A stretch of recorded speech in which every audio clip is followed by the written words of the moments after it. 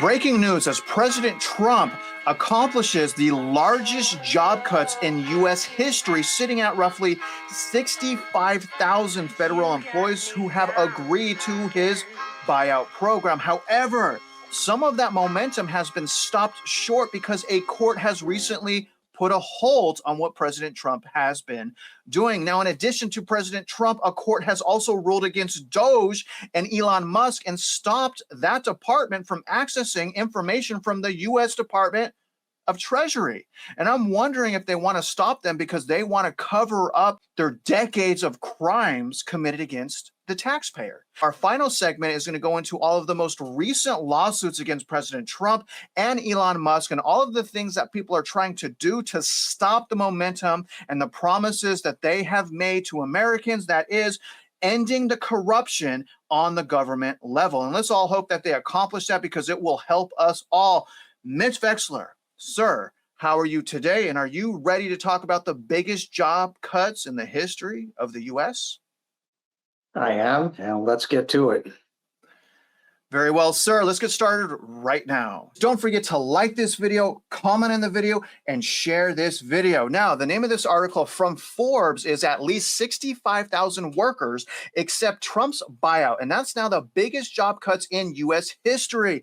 And I'm going to just go down to these bullet points here. More than 2 million people received the offer, which would let people keep collecting their salaries for about 8 months if they agree to leave their jobs now. And 65,000 people as of Friday have already accepted. It was at 25,000 2 days prior to that. So it sounds like it's actually popular. The plan to eliminate tens of thousands of jobs is currently on hold after being temporarily blocked by a judge. But if ultimately allowed, would surpass mass layoffs by Sears and IBM in the 1990s as the largest single job cuts in U.S. history. The offer was issued to all federal workers except certain military, postal, or certain national security employees. Now, when we go to the list of the top U.S. job cuts in history, this is pretty shocking. The first one's actually IBM, which laid off 60,000 people in 1993.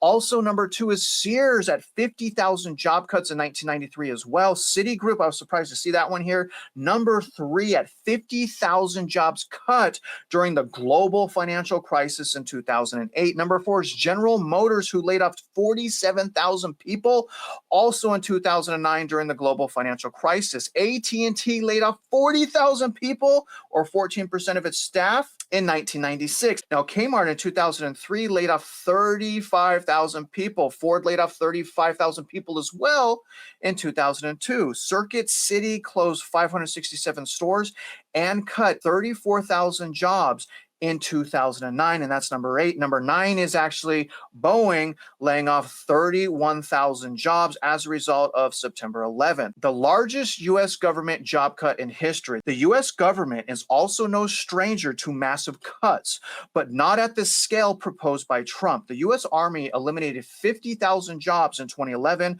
The Air Force cut 40,000 jobs in 2005, and the U.S. Postal Service cut 30,000 jobs each year in 2002, 2009, and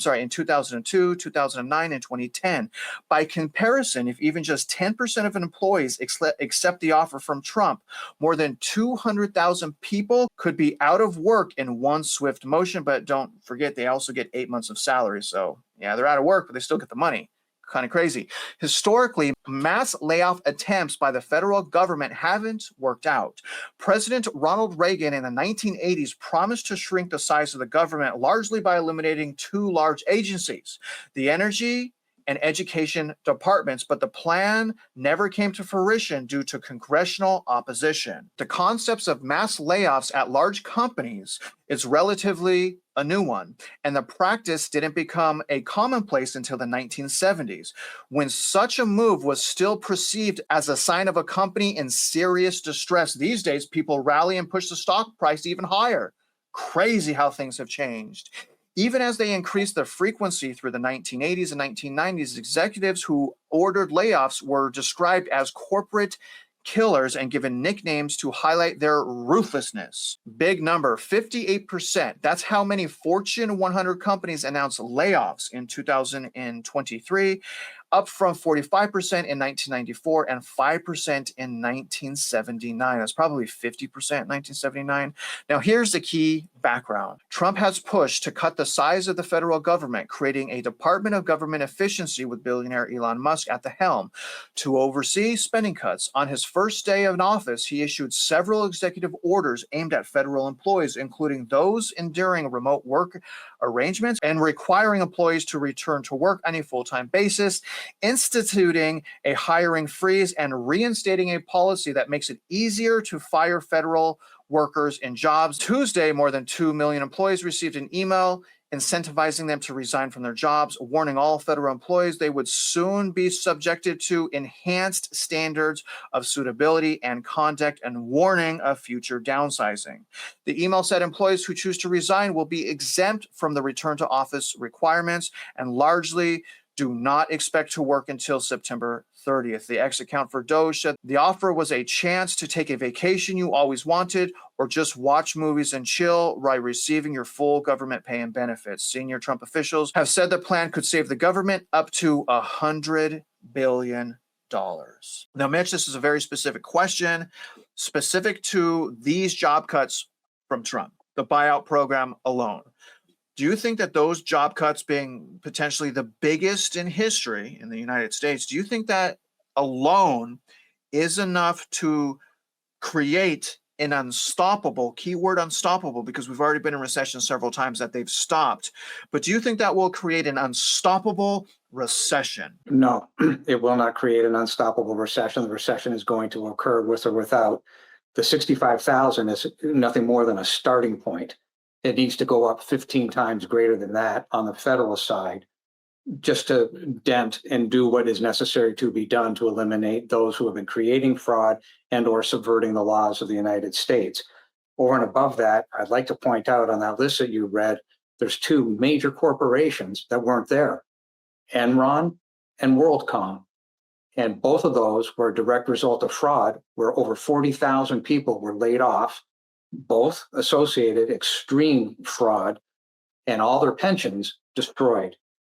So it's not the size of the numbers, even though I'm highly sensitive to people losing their jobs, and I don't like that. Nobody should. But the reality is a lot of people have jobs at the federal government that simply shouldn't have jobs because their divisions, i.e. the Federal Reserve, simply shouldn't exist. That's 23,000 employees at the Federal Reserve. And yet nobody has been able to come up with the math that we've been able to come up with. And we're just mom and pop sitting here doing the math for them. So all those people who are economists that claim to be doing something, that have jobs in excess of 300,000 a year, that literally don't even understand the fraud that's being created by the job that they have. So what purpose do they serve if it doesn't touch the life of mom and pop on a daily basis? And that is the lens that this should be looked at. They keep the fraud going. So these useful idiots, the purpose of these wasteful jobs, the fat in the middle, the fee jobs, is to keep the fraud going. I mean, they got so much money that's printed, just stuck in the system. So I see all of these useless jobs as a way for these corrupt people to get that money going into the economy, which in turn screws us all, especially the biggest at risk, people on fixed income, young adults, people like that. So Trump is trying to make a difference for his constituents, for his voters, for Americans.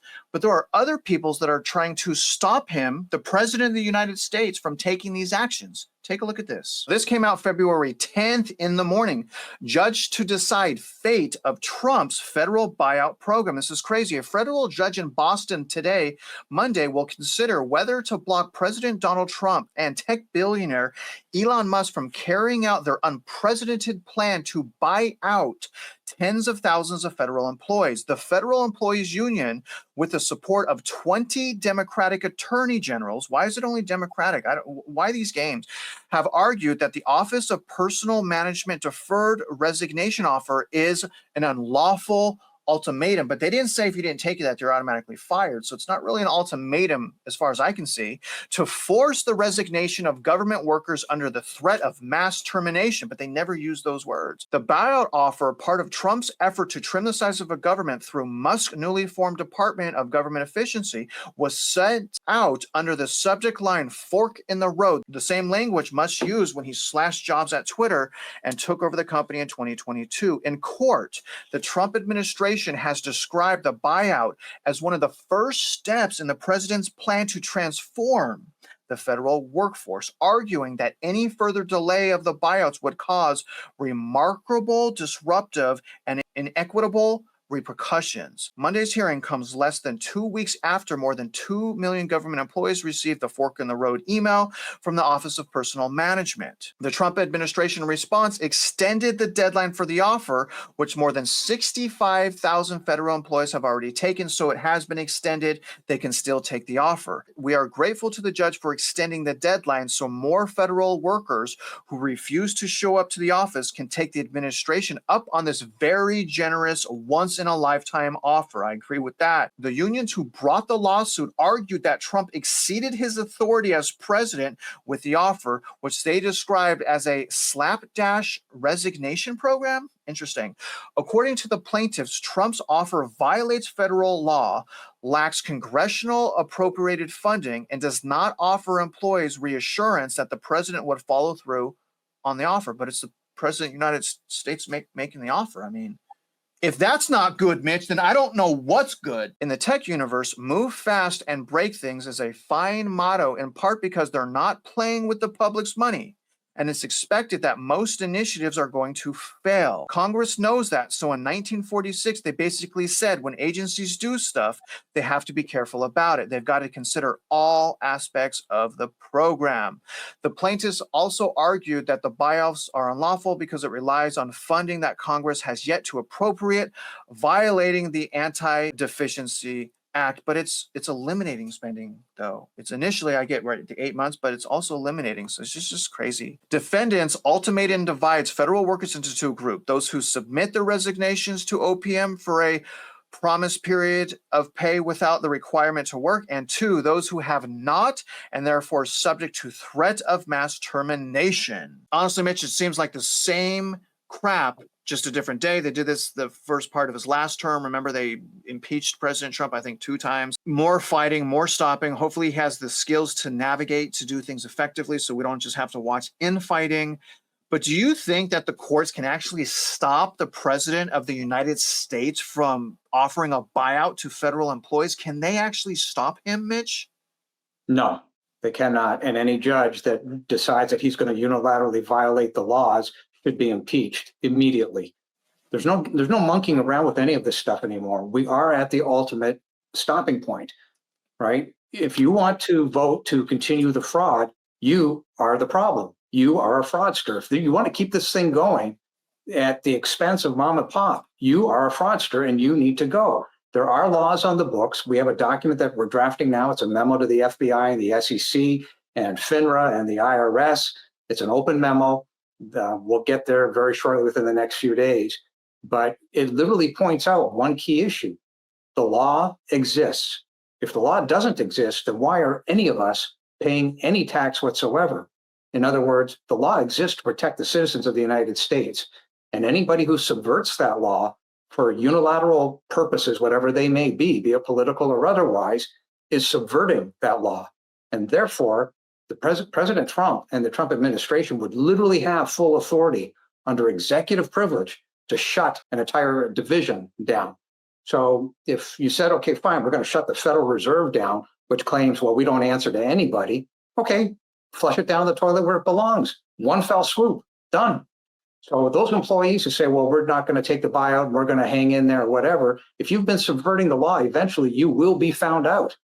At which point I would go further than what this administration is doing and say, yeah, we're coming after you for clawbacks. We'll take all your salary back, wherever that leads, with 5,000, 500,000, whatever that is. As long as you've been subverting the law, pay it back to the taxpayers. So therefore, it's a binary decision. Take the settlement offer at 8 months or risk getting nothing plus a clawback.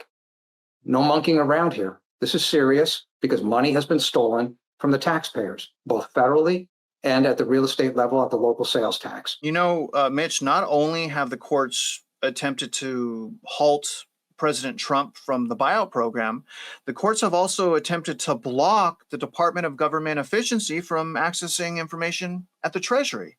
Take a look at this. This came out from Payments. This came out on February 10th. Judge blocks Musk DOGE from accessing Treasury payment data. Again, I mean, this is crazy. I mean, I'm sick of the fighting. I am absolutely just despicable. A federal judge has temporarily blocked Elon Musk's government efficiency group from accessing the U.S. Treasury's payment system.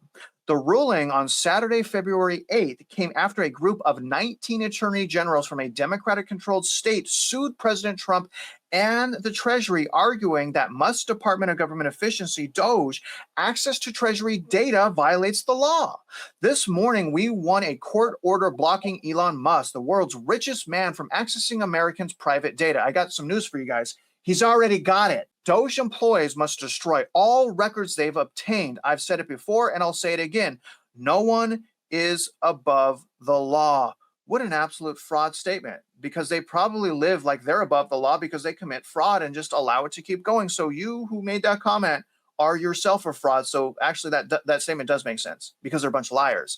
The suit centered around DOGE's ability to access and possibly change payment files in the federal system used to issue things like tax returns and Social Security benefits. It came amid a flurry of activity in Washington this weekend, centered around Trump's effort to reshape the government, including a move that essentially halted all activity by the Consumer Financial Protection Bureau. Thank God, because they're an absolute fraud as well. In his ruling Saturday, Manhattan-based judge wrote that states would be harmed by DOGE's efforts because of the risk that the new policy presents of the disclosure of sensitive and confidential information at the heightened risk that the system in question would be more vulnerable than before to hacking. No mention on the existing fraud, huh? Maybe that judge is corrupt as well. In addition, the judge wrote, the attorney generals have shown a likelihood of success on the merits of their own claims, where the state's statutory claims presenting as particularly strong. Interesting. The suit came after another judge limited DOGE's access to just 2 employees with read-only privileges following another lawsuit by labor unions. Following the ruling, Musk called for his impeachment, calling him a corrupt judge protecting corruption. And that sounds exactly like what that judge is doing, protecting corruption. He also shared a post from conservative commentator Glenn Beck, who incorrectly claimed the ruling blocked Treasury Secretary Scott Bessert from accessing his department's data. Maybe they can't block Trump, but maybe they can block Elon Musk. You know, I don't even know anymore, and I don't even care, Mitch. My question to you is, and let's really think about this. Do you think that these, and I don't want to say Republican or Democrats, it doesn't matter, fraud sees no race and no skin tone and no party affiliation, okay? But do you think that they're trying to block Elon Musk, not because of them protecting the security of Americans like they claim, that's just propaganda, but do you think that they're trying to stop them to hide their own crimes, Mitch? Do you think that? 100%. So think of it this way. Prohibiting the discovery of a fraud makes those who are prohibiting the discovery of the fraud aiding and abetting a criminal conspiracy to commit the fraud. So yes, 100% is the answer to your question. Mitch, what type of crimes do you suspect that they have been committing? Well, I just find it very interesting that we have the federal side where those judges are saying, no, we don't want to have any investigations about any fraud anywhere. And then we have the state side where in our particular case, with regard to the Denton Central Appraisal District, the judge originally punted and did the exact same thing that the federal judge just did. Well, we don't want to talk about this in our courtroom, get lost. We don't want to hear this. But as I've said, either the law exists or it doesn't. If the law doesn't exist, say so. No problem. Everybody will just stop paying taxes, be it federal or state. If the laws do exist, then those who are violating the laws, which are not the citizens, but those politicians in charge who are running departments that are based on fraud, are going to be exposed. You can't have it both ways. It's one or the other. Either you get rid of the fraud or you allow the fraud to continue. And allowing that fraud to continue will put 30% of the household population into bankruptcy. We've already shown that on the math. The math is irrefutable. And yet on the federal side, you've got a judge standing here saying, yeah, well, we don't want you to discover any more about the fraud. Go away.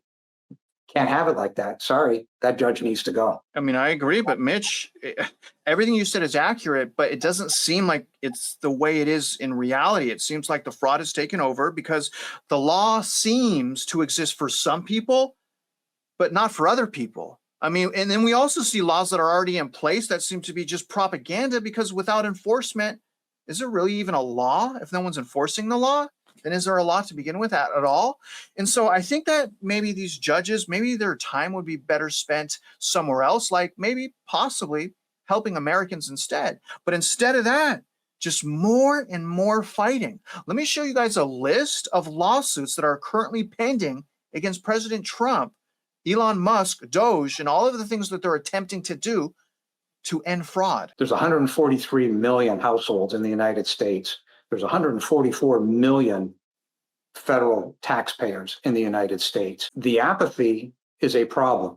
However, Yes. the horsepower, the real power still exists and rests with the citizens of the United States of America, not these politicians. Make no mistake, the real power is with the citizens. They simply have to exercise it. And honestly, I think like 1%. If we had literally 1% of the citizens united, I think we can make it. That was 1%, 1.4 million people.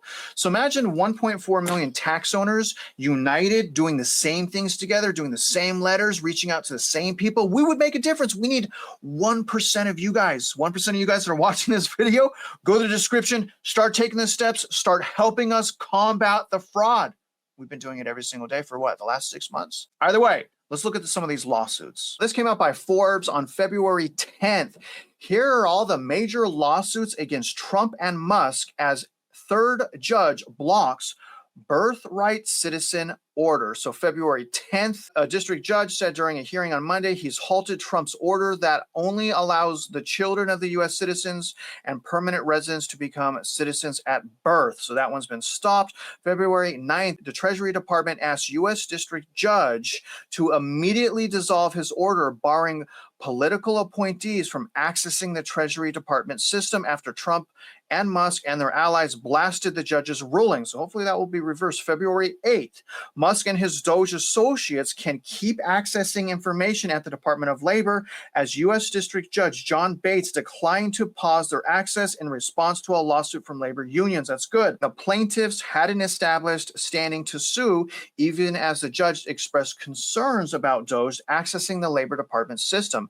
February 8th, another judge ruled political appointees and special government employees like members of Musk's team must be cut from access from the Treasury system until another New York-based judge can rule on the issue next week.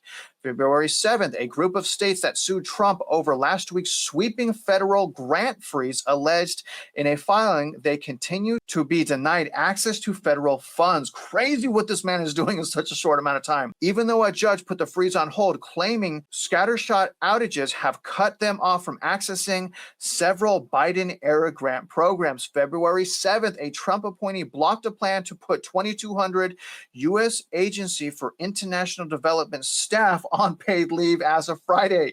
You hearing this, Mitch? This is crazy. It's just like tit for tat, tit for tat. Part of Trump's gambit to wind down the foreign aid agency, multiple news outlets reported a temporary reprieve following a lawsuit by a federal employees union calling Trump's effort to dismantle USAID without Congress permission unconstitutional and illegal. A couple more on February 7th. The Justice Department agreed to not name the FBI agents involved in January 6th investigation before a judge rules on two lawsuits from FBI agents that argued this dissemination of the agents' names could threaten their employment, reputation, and well-being. Well, then maybe you shouldn't have set those people up. The University of California Student Association sued the Department of Education, accusing Musk Department of Government Efficiency of illegally accessing sensitive personal and financial information of about 42 million federal student loan borrowers, February 6th. Boston-based judge paused a Thursday deadline for over 2 million federal employees. They paused that February 6th. A judge in Seattle extended his pause on Trump's day one executive order rescinding the birthright citizenship. February 6th, DS-based judge said only 2 of Musk-affiliated staffers could access the Treasury Department's payment system. This is crazy. February 5th, a second judge blocked Trump's policy rescinding birthright citizenships, and it goes on and on about transgender stuff here, you guys. I mean, but you get it. He's being blocked at every single step. So it is a tit for tat legal back and forth war that costs us as the taxpayers billions, if not trillions of dollars. I mean, when they fight, Democrat, Republican, when they fight back and forth, that's funded mostly by me. That's funded by me, Mitch. And so if that's my money, I want to have a say with what's done with that money. And the very first thing that I'd like to see, Mitch, is the transparency, right? Let me form my own opinion. There's so much arguing, Republican, Democrat, blah, blah, blah. There's so much. Let me just see the information. Let me analyze it. Let me form my own opinion. But the information has to be legit. It can't be fraud. And half these inputs are fraud. Half the data is fraud. It is what it is. Mitch, what happens next? Well, in order to have something that's transparent, and we made this argument on the general fund that the state of Texas is using money in, it's one giant bucket of commingled money and then money going into some abyss. You don't know where it's going. So in order to have transparency, you must eliminate the fraud. They're one and the same. I think the attitude of the Trump administration should be, that's it. We're going to flush every ounce of this fraud, regardless of where it is, down the drain. And if that ends up in 60 or 70% of the federal government being eliminated, so be it. If they need to heat it up and say, we're going to eliminate complete divisions, so be it. Why? Because those divisions don't have any effect on mom and pop's life on a daily basis. Therefore, one must ask, why do they exist?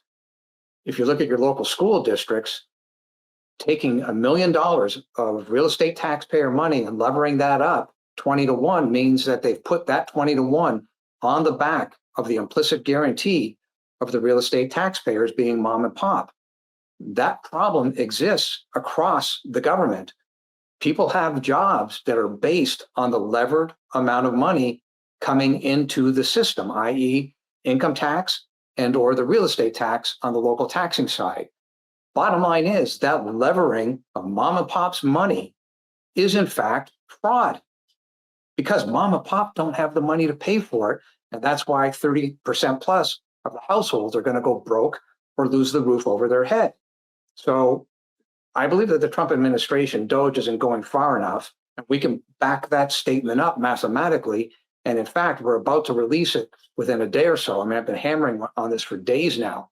The point of the matter is, any judge that takes a position that isn't backed up by law and cannot define why they're taking that position is doing so for a political reason, using mom and pop as their flogging post. It's not the judge's money. It's mom and pop's money. It's taxpayers' money. And anything that takes that away from them and strips their equity is in fact a fraud. You know what, Mitch? Sometimes it just doesn't even feel like it's America even more. All of this fighting, all of these job cuts, all of these useful idiots, they don't even realize that they're killing us and hurting us fraudulently. You know, living this dream job, as they say. It's just, man, I mean, I get it. I understand the apathy for a lot of these people out there. And to understand what we're saying, they would have to understand first that their entire lives were a lie. I remember when I first realized it, Mitch, my whole brain chemistry changed. Like I literally feel my personality and myself change, because this is sad. This is a very sad situation. I'm an American. I'm proud to be an American. I'll hang the American flag. I believe in being a patriot, but I don't believe in what's going on, specifically with the corruption, greed, and fraud. And so, Mitch, say Elon Musk, anyone at DOGE, say you had their attention for like a minute. What is the one thing that you would like to say to DOGE to continue them on that path? Stay the course. And the reason why, there is a book out called The Ruins of Detroit. And what that will show you is a graphic representation of what unions and corrupt politicians have done. It's a photo book. And the truth of the matter is that the Americans have been lied to. And that is clear, and you can see it in that book, The Ruins of Detroit. Detroit filed bankruptcy. Detroit has to rebuild. Right now, today, there's over 85,000 demolition permits on single-family homes in Detroit with no money to pay for it. If you do not fix this, and if you do not stay the course, that is exactly what will happen on a mass scale. And right now, today, you've got 30% plus of the households in harm's way of bankruptcy. This is very serious. This must be taken into account. And every stitch of this fraud at every level of the government, be it state and or federal, must be eliminated. Stay the course and ramp it up. Well said, sir. And hopefully if you guys heard Mitch, just do that. Hit us up, email us, call us. We will help you knock these people out, because after all, we do have the math, the motivation. I was going to say the time, and I was going to say the resources, but I certainly barely have any time and I barely have any resources. So I'm going to end there, Mitch. You guys, we hope that you like this video. Don't forget, comment on the video. Let us know what you learned exactly from this video. Seriously, share the video, like the video, help us continue to grow our community. And other than that, if you guys are out there just living your lives, investing in real estate, whatever it is you're doing, you guys already know, we wish you luck and we hope you win.